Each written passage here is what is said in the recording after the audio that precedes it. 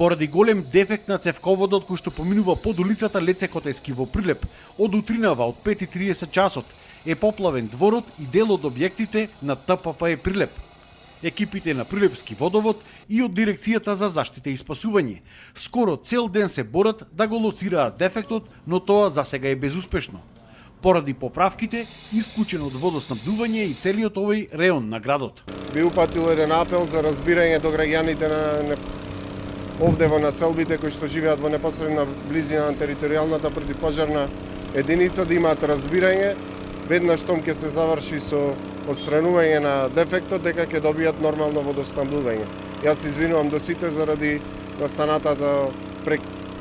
настанатиот прекин во нормалното водоснабдување, но тоа е, мрежата е таа, се работи активно на отстранување и нема да запреме со работа се додека не се отстрани. Према нашите првични информации кои што ги имаме тука, се работи најверојатно на 300-ката, на потегот на ова улица на Леце Котески се работи за дефект на 300-ката, меѓутоа се до отварање на целосно на линијата не би можеле да кажеме за каков дефект станува збор.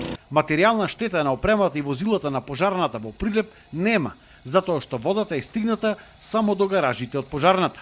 Во моментов со специјални пумпи на ДСЗ се испумпува водата. Ова пумпа која што работи црпи преку 1800 литри во минута.